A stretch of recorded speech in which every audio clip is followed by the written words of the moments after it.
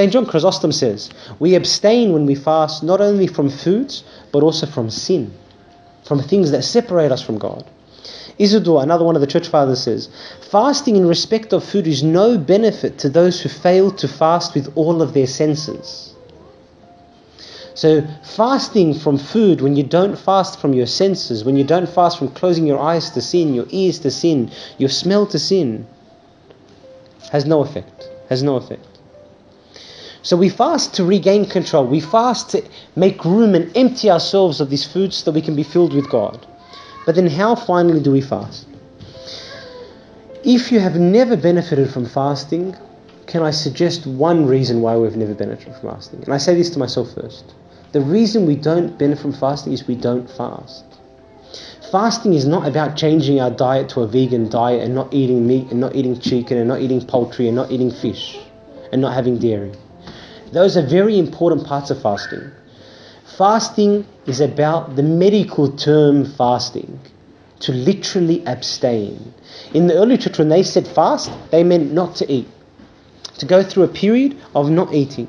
And then when you do eat and you break your fast, which is what breakfast means, break your fast. When you do eventually break your fast, it should be a small vegetarian meal, a small meal.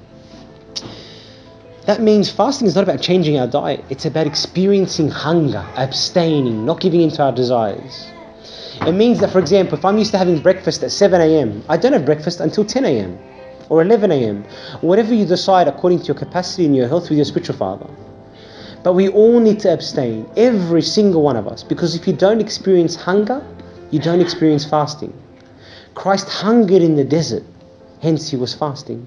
Because when we hunger, when we experience that thing that in Western society we never experience, because we're told have a healthy breakfast, have a healthy lunch, have a healthy dinner, have some snacks in between, eat some fruit in between, we never experience hunger.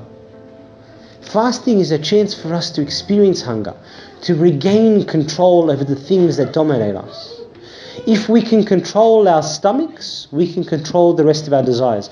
Once they came to a monk in the desert and they said to him, we want to make you a bishop. He said, no, I'm already a bishop. They said, no, Father, you're not a bishop. He said, no, I am. They said, no, you're not. You're a monk in the desert. You're deluded. You're not a bishop. He said, no, I am. The word bishop means episkopos, means to be an overseer. And he goes, I'm an overseer. I oversee my stomach. And if I control my stomach, that's all I need to do in my life to enter the kingdom of heaven. Because I control my stomach, I control my desires. So we have to experience hunger. That may mean that I need to fast until 10 o'clock in the morning, 11 o'clock, 12 o'clock, 1 o'clock, 3 o'clock, 6 p.m., like they did in the early church. Whatever it is, discuss with your spiritual father. It is extremely important that you experience hunger.